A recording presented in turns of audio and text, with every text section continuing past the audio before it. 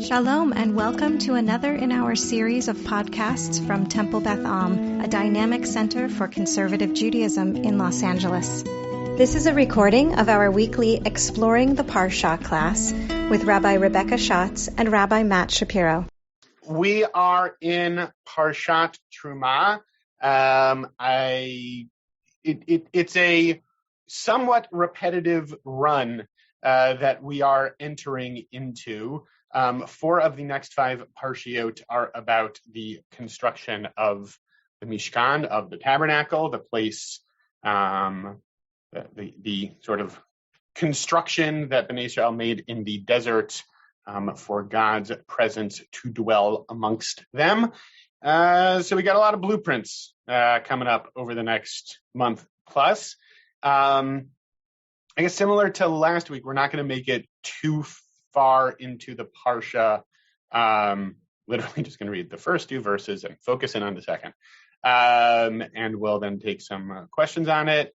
As a bit of a twist, I have a longer Chassidut piece that caught my eye. So for those of you who have clamored for a Chassidut class, you are in luck. And for most of you who have not, I apologize in advance. But we'll do some of that. And Rabbi Rebecca Schatz is also here.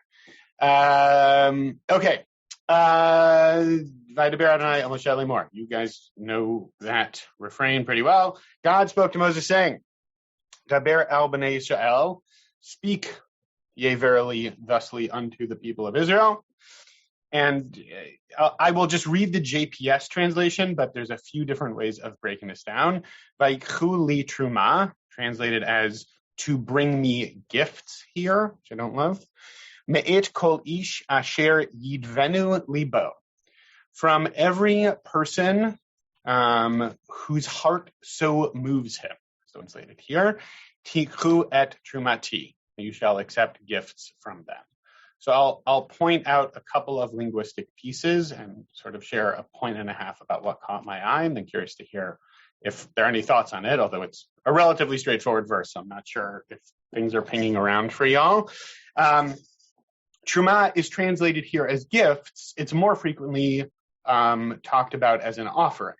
In the context, right, I'll scroll down a little bit. This is an introduction, sort of a framing for the different materials that Bnei Israel are going to be bringing forth for the creation of this space.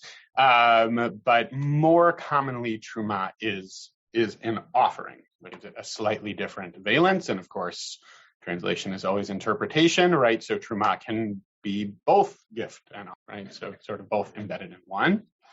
What caught my eye about this verse was embedded in this next phrase, this idea of yidvenu libo, someone who's translated here, whose heart so moves him. There's this sense of like volunteering forth, right? To be nadiv libo, this sense of really being moved to come forward, which is, just to zoom out, an interesting idea. If we're looking to make something communally, specifying it within a group of people who are feeling like it is an interesting precondition for those kinds of gifts. And then repeating a bit here, tikhu et trumati, right? Every person whose heart so moves him should bring, I guess tikhu there will be a gift taken. My gifts will be taken from them.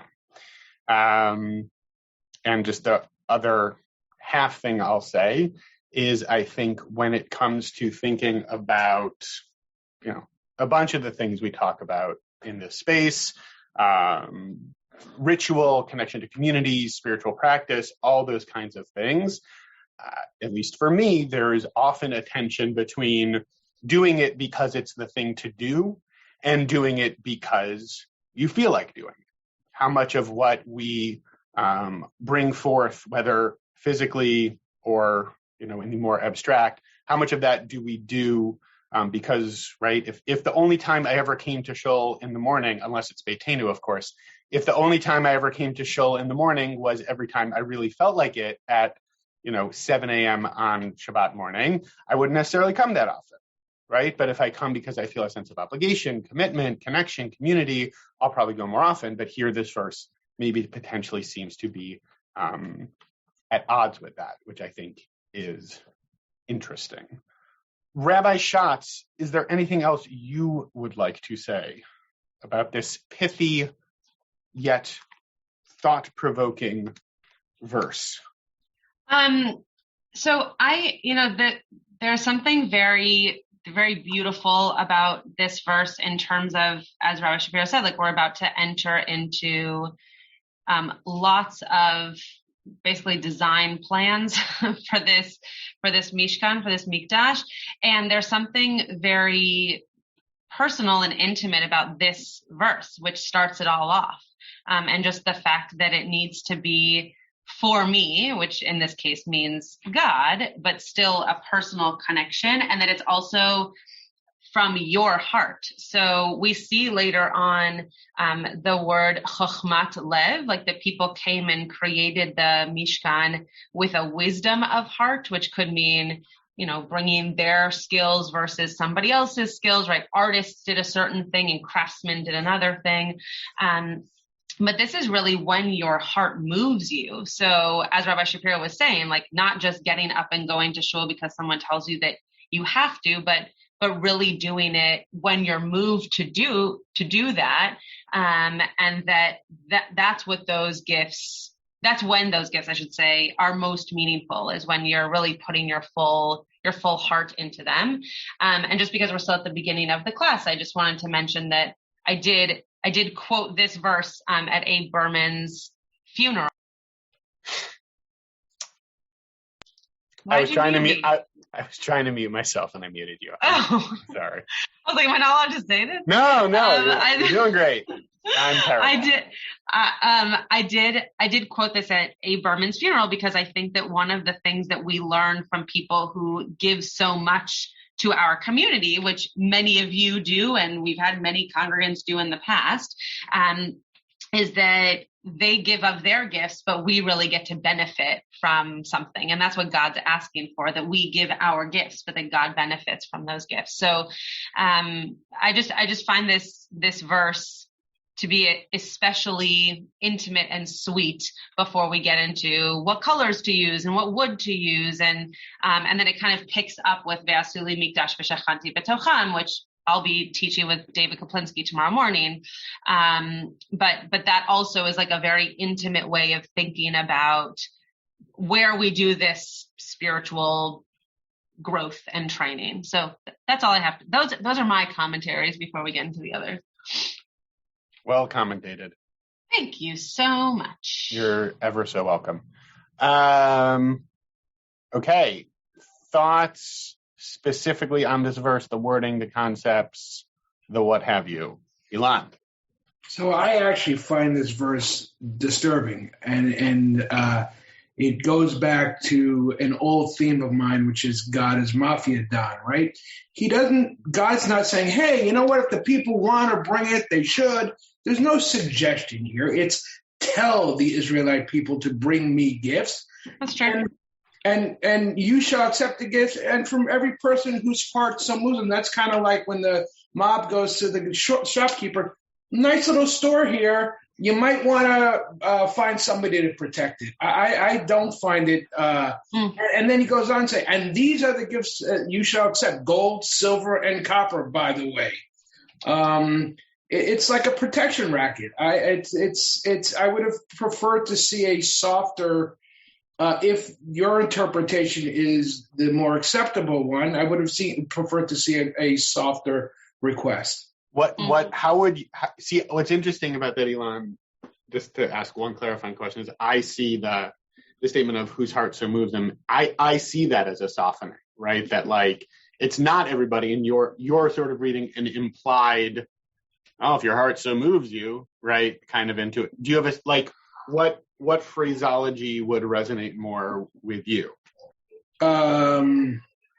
I'm going to suggest to it would be great if, it's not, there's no suggested contribution to enter into the museum. Can you imagine, let's put ourselves in the time.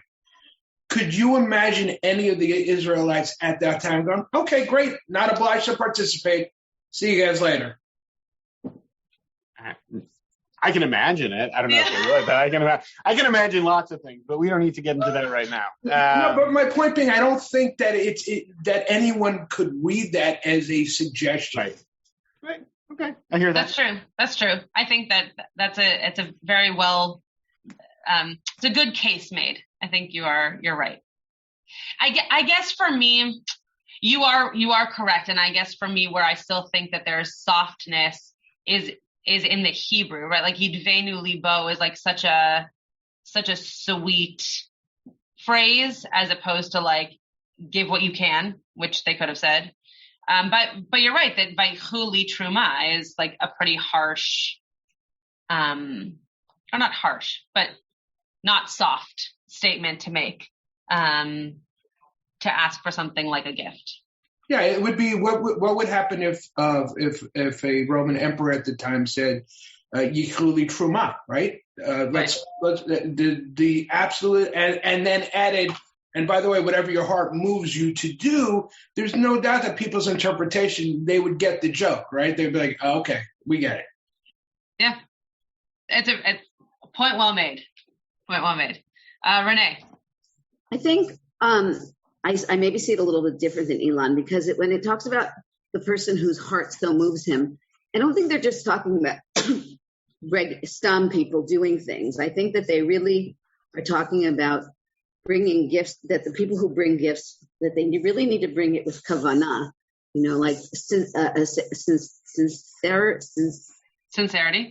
sincerity, mm-hmm. and not just doing it because they were told to do it by Hashem. Mm-hmm. Mm-hmm.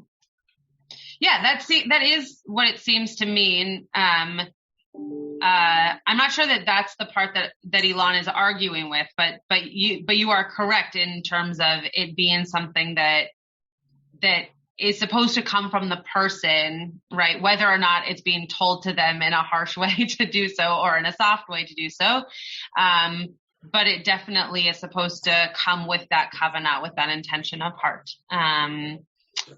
If I'm understanding Elon correctly, it just is a matter of like, are you being forced to say you have to have kavanah to find something versus are you really coming to it with with an admiration and a love and an excitement towards God to do so?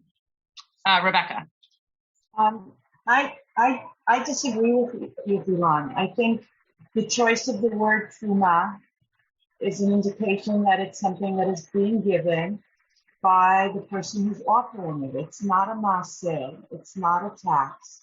And so I think it's actually more of an opportunity to give.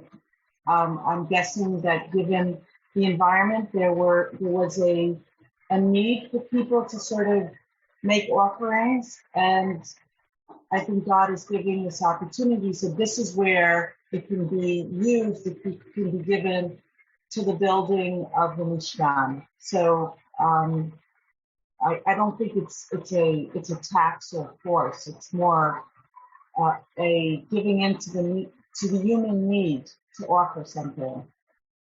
Terumah is an interesting offering to be referring to here, as many of you probably know. There's many different kinds of offerings that were given up once we had a temple, and Terumah is one that is a little bit more broad. Like it's just a general offering to God.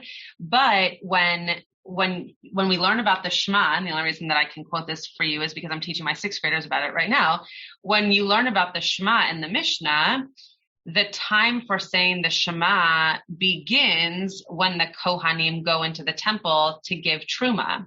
So it's also a type of sacrifice that goes beyond the time of our Torah, right? Like it's a type of sacrifice that maybe because it's so general, it's a little bit more everlasting in terms of sacrifices go, but it is it is supposed to be some kind of contribution rather than you have to give your first fruit or you have to give your first animal or your first of a lot of different kinds of things. And I just looked it up to see what another translation would be, and it's a sacred treasure. So it is interesting that word, though to us could just mean a general gift or a general sacrifice, does have some kind of personal connection to it that we wouldn't otherwise expect. Denise. So I think also, like, just bringing this into that mental health perspective, it's kind of training people to think of ourselves differently, because they were just slaves for 200 years. And kind of with a self-concept of not a lot of agency and always being on the receiving end. And there's even like a rule that I heard that even like the poorest people are required to give tzedakah, that you can't just think of yourself as a taker, even if all you can give is like 3 seeds. And so I feel like this is kind of in that vein of like, it could be a Mafia Don thing in a different context, except considering that we're just coming out of slavery and having to learn how to be free and contributing and in relationship. It seems like just a very helpful instruction. Yeah, that's a really interesting way of framing it, like based on what they've been through and now what they're about to go into, just like changing the general kind of communal responsibility or understanding or like mental capacity for giving and for being part of community and what that means. I hadn't thought about that before at this point of the building of the tabernacle. So that's a very interesting point. Karen. I might have missed something along the line here. I can't give gold, silver, copper, and crimson yarn and fine linen. I mean, I can't really contribute that kind of gift. So do you not accept other gifts, like being a Gabbai?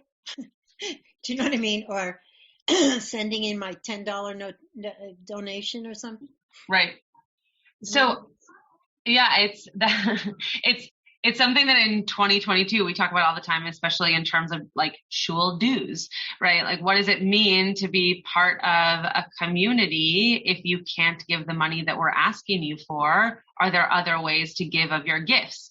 It's funny that you bring this up because I worked at a synagogue that didn't have dues. People gave what they were able to give. And the rabbi of that shul no longer works there. And he asked me to send him a text sheet that I guess I used to explain the dues model once upon a time at a board meeting. And I can't find it, but I guess it was a good parallel to exactly what you're saying, which is if you can't give the things that are listed, you're still being asked to give. And so how do you give with your heart? How do you give with that connection of intentionality, even if the items listed are not in your possession to be able to offer up? Because this comes up later on with that chokhmat lev piece, which I mentioned before. Everybody was expected to give something that they were capable of giving. And so it just, depended on what your capacity was. And there's definitely stuff that comes up later on in terms of reframing like types of giving, right? At a certain point, everyone's supposed to give like a shekel towards the, construction. And for people who don't have a shekel, they give a half shekel, right? So there was a dues adjustment model already back in biblical times. I was also thinking about, this is nothing to do with what I prepared, but I was also thinking about, in response to what Elon was saying and then what others were saying, in terms of the tension between saying, here are the financial expectations to sustain a community and pay what you can because we want you here, right? And like, I don't know. I mean, I think Rabbi Schatz and Rabbi Helfand at her previous place of employment clearly found a way to do it in such a way that they managed to balance both of those things, which is admirable and really lovely, and it's tricky, I think there are some real questions around how to do that. It's a conversation that we've danced with a bit here, and figuring out the ways in which to do that. It's not a no, but there have been some real questions raised about it. Rebecca, were you talking about the human need to offer something? Was that you who said that? I love that. I think that's a really beautiful way of thinking about how we can be in relationship with each other. I wrote it down. There's a quote that somebody said that I loved on this, which was basically in a completely different thing I was in a couple of weeks ago. Basically, like having resources is in turn the opportunity to then share those resources, right? It's not like just for you. It's something to then share. And there's actually a really lovely example of that this week in our community. So we opened up our family Shabbaton this week for families with younger kids to come up to Camp Terumah, and registration was bananas. People are ready to go out and spend time together and get out of the city. It filled up super, super quick. It was remarkable and mildly stressful.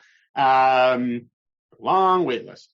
And one of the probably the most remarkable thing about that for me was not the demand, but on the form, we invited people who are able to, right? Because we have people ask us for financial help to be able to come on the Shabbaton. And of course, we never want finances to be an obstacle for folks to be able to do that. And we want to help out. And it ain't cheap, right? It ain't cheap to go away for 2 nights up at Camp Terumah these days. And so we also have a line on there inviting people who have the resources to, share some additional funds on top of the cost for the weekend to help support people who are asking for a little extra to be able to make it work.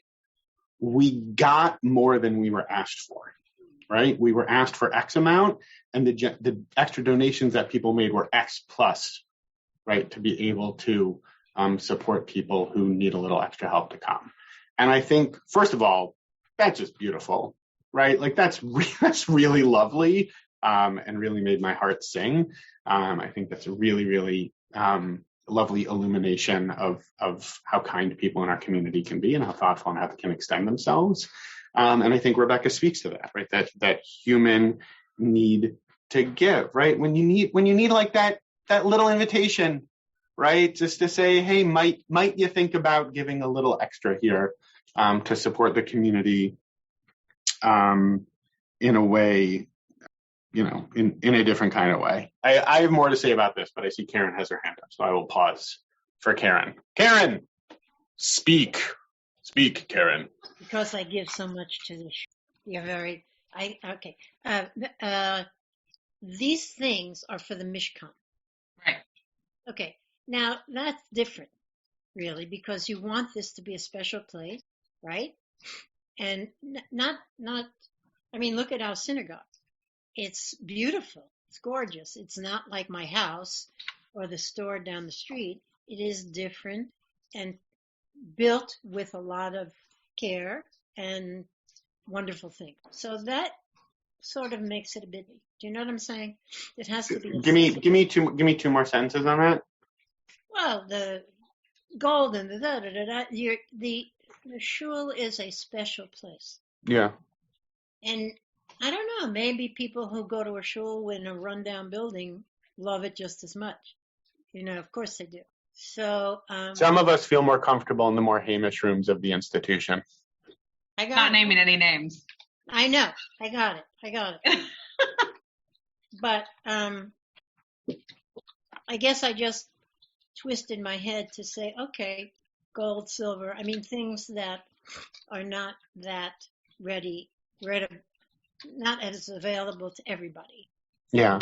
Well, and I wonder also then in turn if it's a way of thinking about how there are, this isn't the only time in the Torah that we are asked, invited, demanded, if you're going with Elon's understanding, right? This isn't the only time that we're told, hey, here's something to give, and it's only this, right? There are specific items listed here, and, extrapolating that out to, modern synagogue life, sometimes you're on a capital campaign, And you're not going to give Gabaut to support a capital campaign, right? Because that you can't write a check for that. You know what I mean?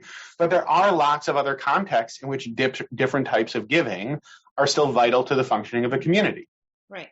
Right. So I do think that, right, we're looking at a specific verse because that's what we do here, right? We look at a specific verse, but I think sort of similar to what Rabbi Schatz was saying earlier, if we were to zoom out and look at the different ways in which the Torah talks about, giving, contributing, et cetera, to community, I think we would see a broader picture than just sort of like, gold, silver, and lapis lazuli, right? That's my sense of it, at least. Denise, I see your hand, and Paula. Okay, so it came up in the Parasha a few weeks ago. Maybe Bo, maybe not.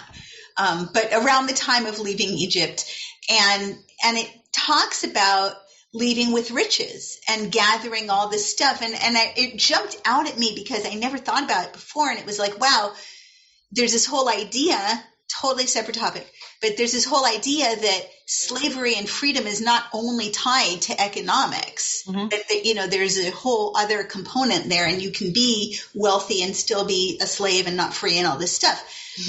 Okay, with all of that in mind, they came out with these riches, and maybe there was something that needed to be elevated about it, that you couldn't just come out of there with riches and then hoard them up and start thinking about yourself as some kind of future millionaire, that you had to give it and make it holy and do something beautiful with it.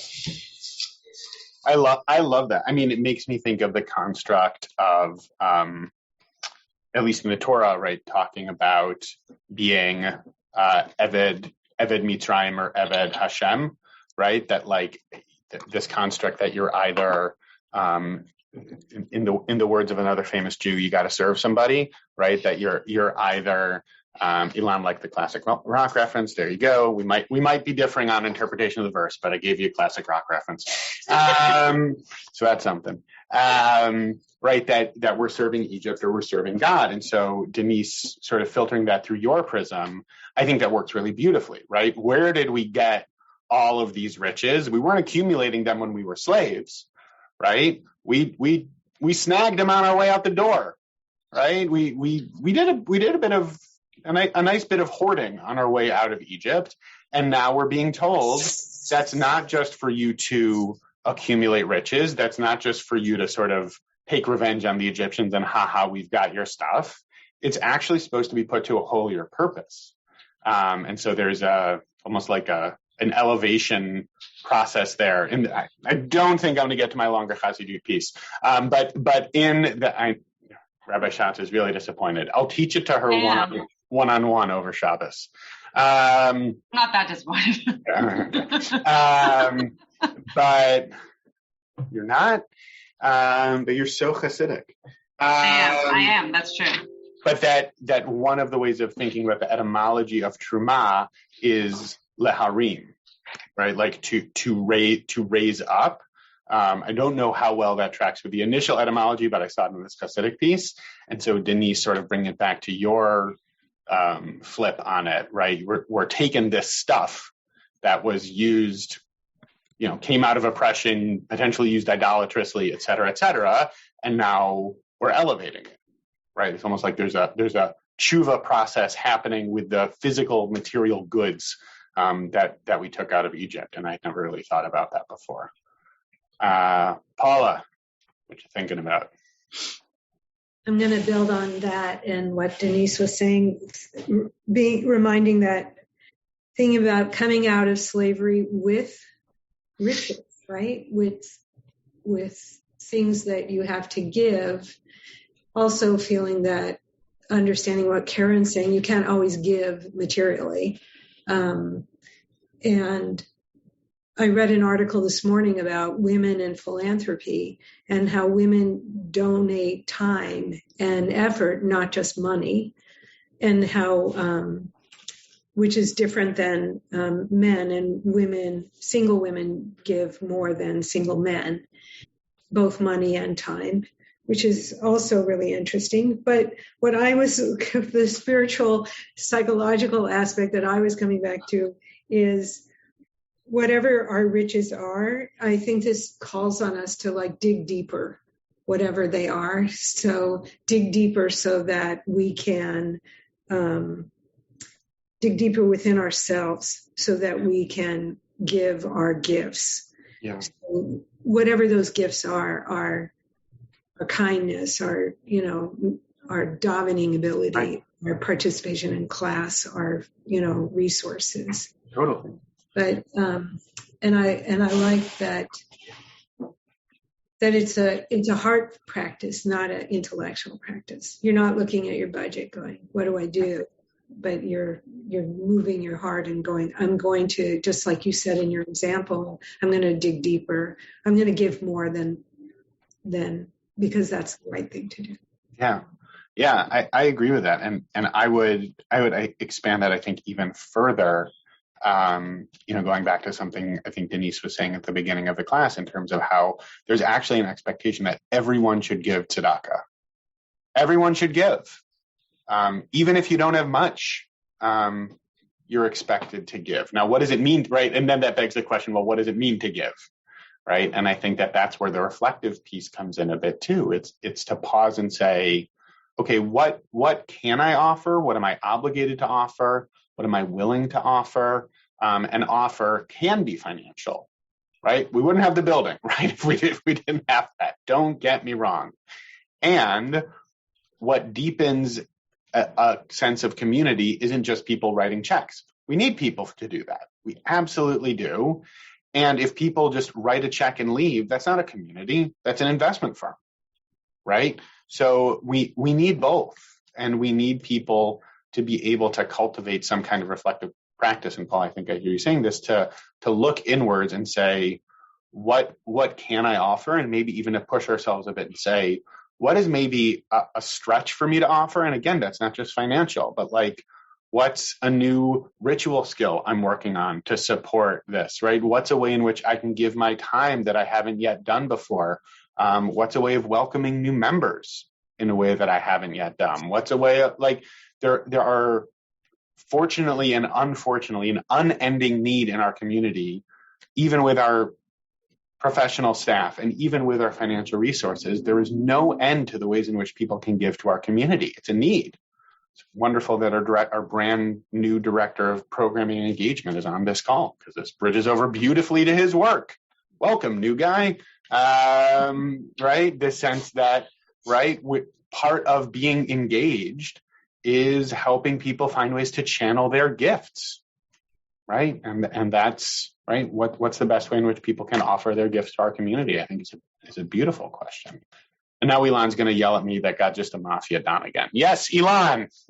And so this, you asked me for how would it be better phrased, or what would I feel more comfortable? Yeah.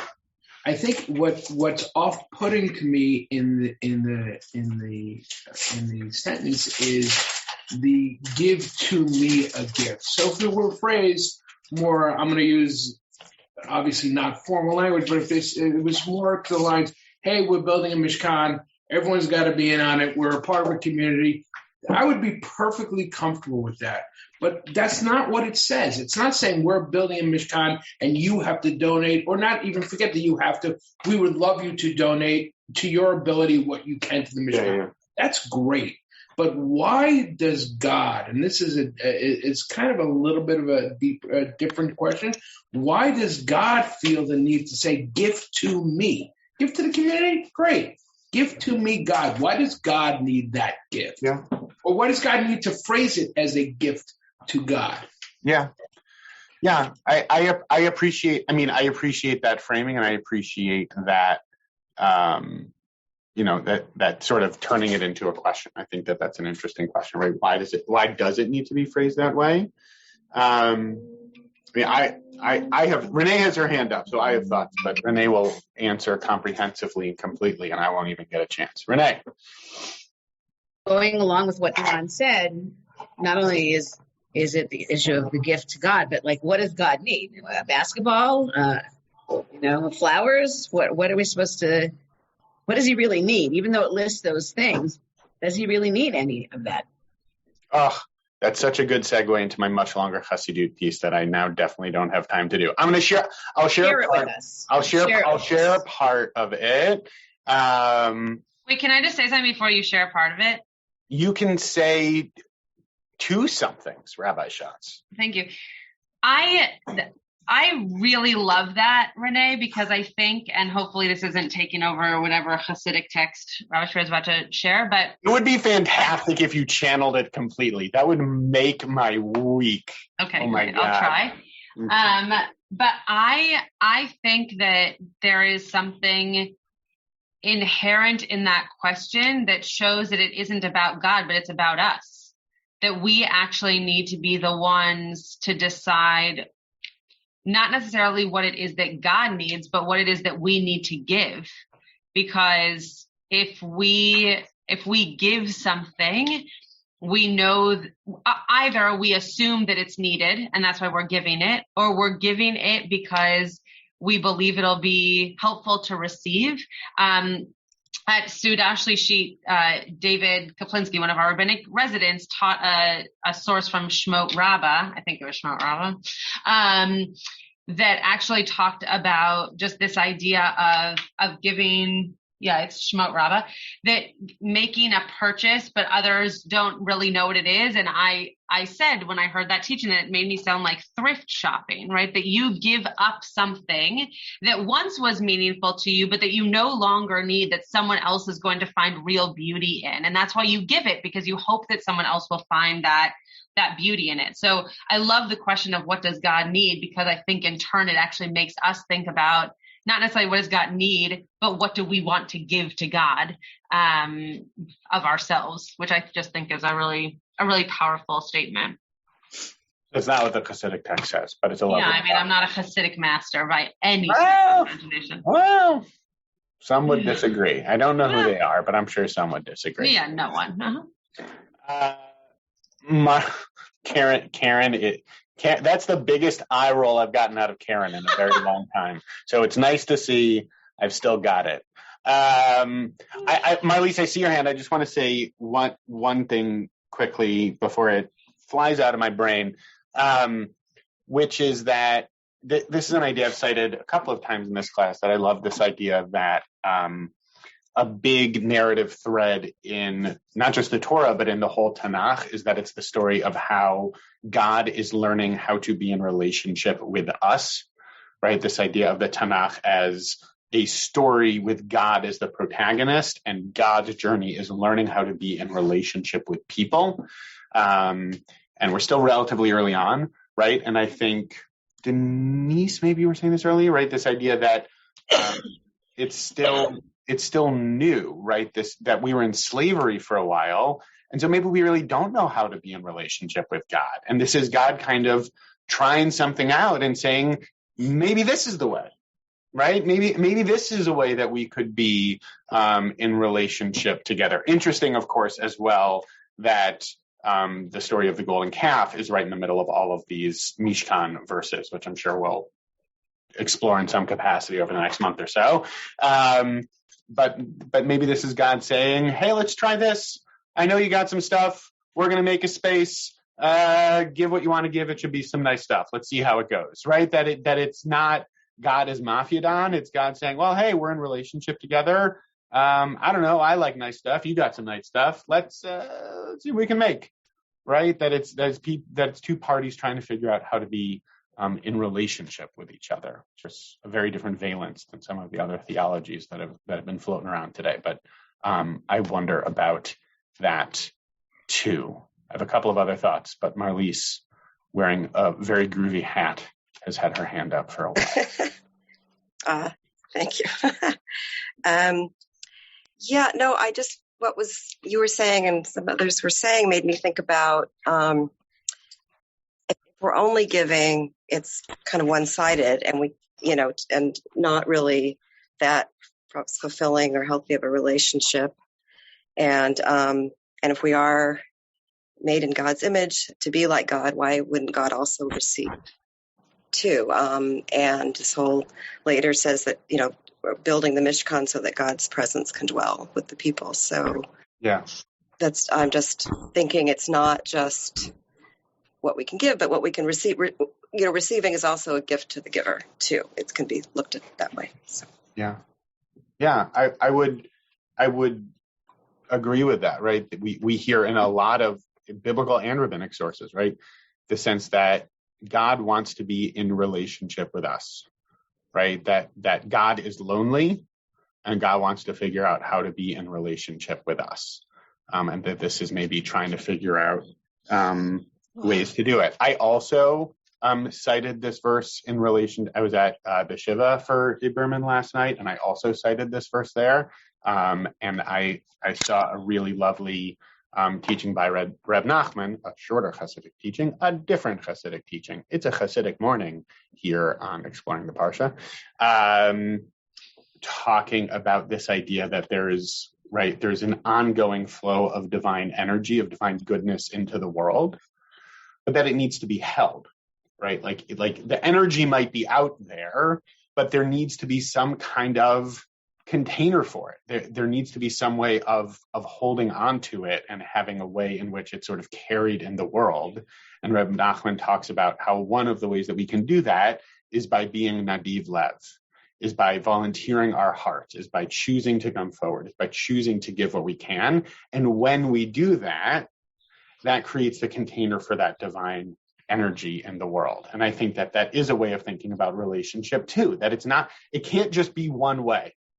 Right? It can't just be, right? A healthy relationship isn't just, right, unidirectional. I mean, it's not even really a relationship, right? A healthy relationship is there's some back and forth. And Marlies, going back to what you were saying, in terms of, right, the giving and receiving, right? There's an element of mutuality there, right? And that they sort of enfold the other. And I talked about that in relationship to Abe. Look, I haven't seen the donor receipts. I'm sure Abe and Annette have given generously to the shul over the years. I'm sure they have. And Abe gave of himself to read Haftarah 2 weeks shy of his 100th birthday when we opened the sanctuary, right? That's giving, right? That's a different type of giving. And that's also being really giving. And that's being in relationship, And I think also I have this very, very clear visual memory of him reading Haftarah like in the center of the sort of circular sanctuary, right? This idea of that offering being central to what community is, right? Finding a way to really dig into the skills that you have, the passion that you have, even at 99 plus years old, and to find a way to bring that forth in community. I think that's being nadiv lev, right? I think that's a big part of what this is talking about, which again involves some, Paul, going back to what you were saying, this idea of like really reflecting and thinking about, okay, what can I offer, right? What's a different type of offering? What's a personal type of offering that I can bring into this community? Rabbi Schatz, how you doing over there? I'm great. How are you? I'm doing well. You've been very quiet. Do you have anything that you want to make sure to? I'm not particularly physically. I have a question. What? Yeah. What? No, I was just about to say I hurt my knee this morning. I'm not particularly physically comfortable, so I am listening and also quite distracted. This is the problem with having a standing desk. Now you're like. No, it's okay to stand. My knee is currently throbbing, so. Well, refuah shlema to Rabbi Rebecca Schatz. I'm totally fine. It's the reason I've been quiet. Okay. Wait, did you put ice? I have ice on it right now. Yeah, thank you. Tylenol? Yes. I have Tylenol, Advil, ice. We're doing great. Susan Nemitz is actually going to do acupuncture on her as soon as this class. Some oils for you. There was one. Totally fine. I shouldn't have said anything. It's just chicken soup. It's the reason I'm distracted. You should have some chamomile tea and some beetroot. Rabbi Klickfeld told me I should have tequila. So we all have our suggestions, and there you go. Beetroot infused tequila. Yeah. Rabbi Schatz, I have a question for you, and then Renee is prompting me privately to bring the Chassidut piece, so I promise I will. Arnica cream, says Paula. Yeah, we're sharing. I want to make sure all of our 2 podcast listeners also get the full gamut of opinions for how to. Yeah, one of our podcast listeners was actually here today, so I think it might only be one. But hi, Sherry. I also have CBD. I am here. Hi. And you also have chocolate. Chocolate is my addition. There you go. Chocolate. There you go. Thank you, everyone. This is all very helpful. I'm sure everything will be totally chocolate infused beetroot with a shot of tequila. Okay, you had a question for me, I think. Do you know off the top of your hurt noggin knee how Nadav and Avihu? Nadav is like Nadiv Lev, right? Samesies? I mean, yeah, that is the same root of the word, yeah. I think it's interesting that Nadav and Avihu, who, for those who need a refresher course who don't know the story, right, that two of Aaron's sons who in some way transgress the way in which they're supposed to be engaged in the priestly service and poof, go boom, and are smote, going back to Elon's Mafia Don metaphor, right? It's interesting. Where that actually does work. I mean, that is really what happened. Yes, that definitely works. Yeah. And the Torah does say poof, go boom.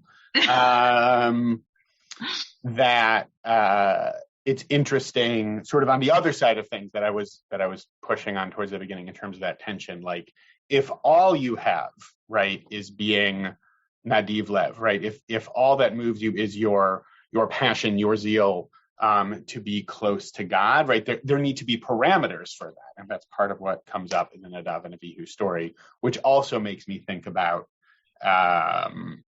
why specific structures, guidelines, specific materials are being named, right? If you're going to be Nadiv Lev, here are the ways in which you can do it, right? I think this happens sometimes at Beth Am. It would happen often when I worked at Beit Tshuva, right? People would be like, I want to come and volunteer my time, to which we'd be like, okay, but what do you want to do? I want to do this. Yeah, that's actually not, right? That's actually not what we're looking for right now, in terms of what helpful contributions would be, right? So sometimes there's also a sense of what is a helpful framework for what those contributions might look like.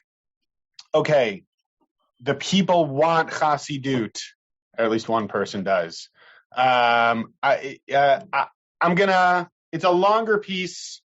We're not going to get into all of it, but what I'm going to focus in on sort of the parable here towards the middle. In terms of this idea of being in relationship with God. And some people, like Elon was asking, and others are starting to talk about this idea of, well, what does God actually want in terms of being in relationship with God? And this comes off of sort of earlier on, this sense of, we like to think that the songs and the praise and the prayers that we offer magnify and sanctify God. This is a teaching from Reb Shlomo of Lutsk, who was a student of the Maggid of Mezrich. Thank you to Rabbi Art Green for the translation of the teaching. How we think we elevate God by doing that, but actually, the Talmud says the best thing of all is silence. And like an invaluable pearl, anyone who begins to speak its praise diminishes it. Right? If there's something so beautiful, we talk about it being beyond words. It's indescribable.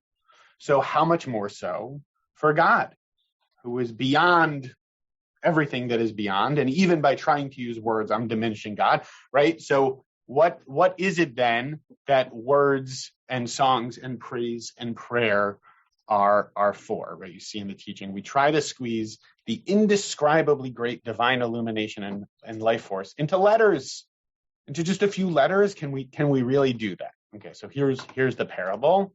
Yet even so, our efforts are quite dear to God and much beloved.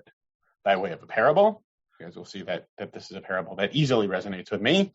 It often happens, that when a father and child are playing, the child grabs hold of the father's beard, hair, or some other part of his head.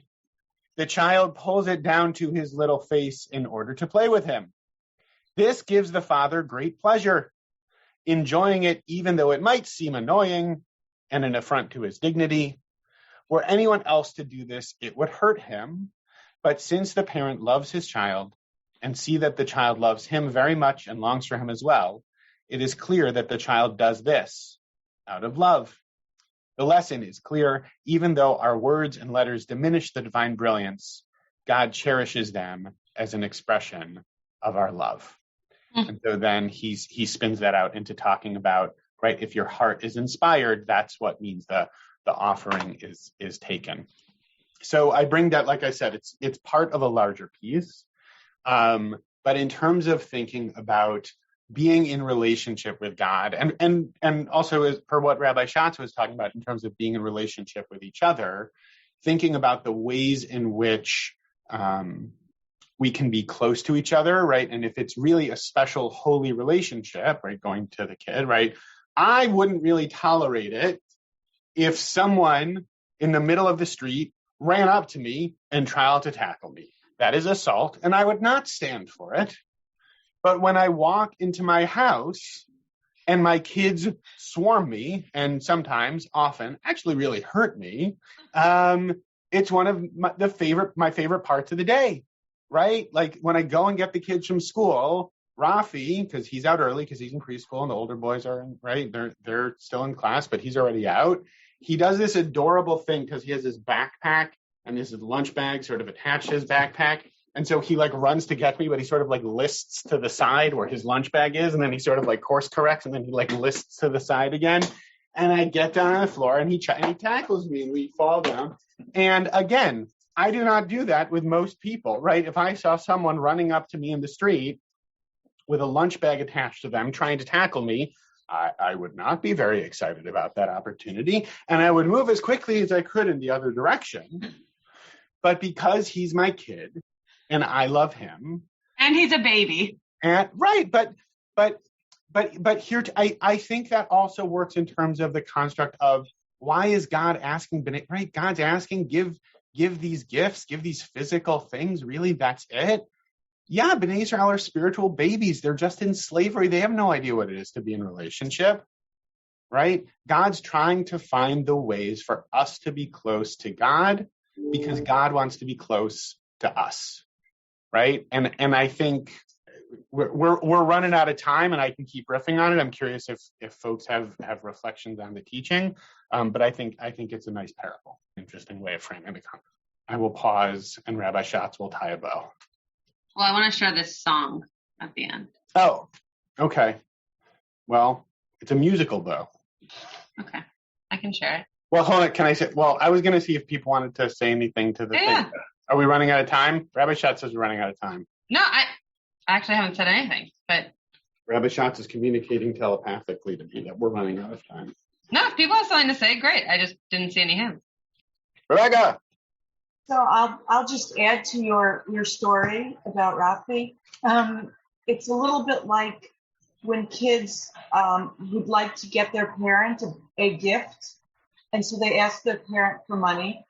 And then when they get a little more sophisticated, they go ask the other parent for the money. And then eventually they learn that that's not the way you give gifts. But this is sort of similar. It's sort of a somewhat ungraceful way of giving. Yeah.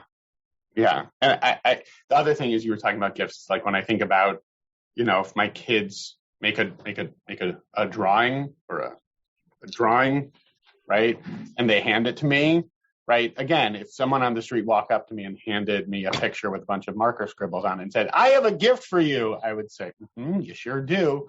But when one of my kids gives it to me, right, it's so nice, right? That's a lovely gift, for them to give to me, right? So that the types of relationship we have dictate how we give and receive in that relationship, and the ways in which that informs things. Yeah, Sherry. Hi, Sherry. Sherry, you're on with us. It's very exciting. Hi. I'm sorry. I'm like doing things at the same time. No, here's what I actually was thinking of exactly what Rebecca was saying and what Alon was saying, kind of, because God is like a single parent with no grandparents and no other support. And so that's why it's maybe not a mafia parent, because it's kind of like, who else is going to say to him, who else is going to say to that kid, go get the card or call or give money? Like, there's no other parent to go to. There's no grandparent to kind of step in. So I don't know. It made me think of that and bring it all together like that. But that's not the bow, because I want to see your bow, because I never get to see your bow. I only get to hear the bow. Yes, very good. It's nice to know that at least some people out there are paying attention to my shtick. Here's my bow. Worth it? Worth logging on? Yes, You too, out there in podcast land, can come sign on at 11:59 and see how ridiculous I look with Zoom filters. Take the day off just so you can see Take the day off. Take the day off, yeah. For the dumbest 30 seconds. Shapiro with a bow. Exactly. For the dumbest 30 seconds of the week. No. God. Now you need the music from Rabbi Schatz. Yeah, we'll go with your bow. I'm gonna give a quick bow, and then we're gonna get something actually lovely with Rabbi Schatz's new song. God is a easily exasperated and loving single dad trying to guide an unruly group of 4-year-olds through the wilderness, right? Like, yeah, I could see that, or Mafia Don, right? But I think extrapolating this out, broadly, I think the verse gives us, whether you agree with the verse or not, right? I think it offers up some food for thought as we consider what it is to be in relationship with each other, right? And what we can offer and what we need to receive. We didn't even talk about the other end of it, right? We didn't even talk about the other hand, right? When have you gotten something that you really didn't want, and how do you clearly communicate what you really want from another person, right? That's another thing to think here, right? Maybe some of us have been in that boat. So I think when we think about being in relationship with God, being in relationship with each other, right? What can we offer? How do we offer? What's the internal work that we can do to determine what's a meaningful offering to show our care and to show our connection and to show our commitment to the people, communities, divine entities, right? That we care about and want to be in relationship with. And now, I just a want song. to. Yeah. Well, Rabbi Schatz is stealing my bow. No, I'm not stealing your bow. I just want to. I wish I could apply a Zoom filter to you. Can I do that? Can I put a bow on your head? No. All right. I have a bow on my head. Because you're from today. Because I'm from today. Yes, I choose which day to be from. Okay, you're always from. Okay. So the only thing that I was gonna add on to that is that I think, and we talked about this a little bit, but I think that it is really important for us to think about the ways in which we give, because sometimes, as Rabbi Shapiro said before, sometimes we give in the ways that we are being asked to give, right? You get a letter from the shul or from your gym or wherever that says you owe such and such amount of money, and so you give it. But there are other ways of giving that really do come from your heart, that come much more from a place of love and intention, that are not necessarily monetary, are not necessarily time, right? They could be anything, but they allow us to feel as though we are giving and therefore also receiving something back from, whether it's a synagogue or a person or whatever it is, that you, by giving something of yourself, you're also receiving something back. And I think it's just important for us to think about the ways in which that actually works in our regular daily lives, and not just from the Torah. So, okay, I want to share with you this. Did you just say Torah? Did you just say, hey, that was a very from way of saying Torah. Torah. Okay. Kind of like the gift we get from both of you every Friday. Oh, okay. Well, you need better gifts, Renee. Okay.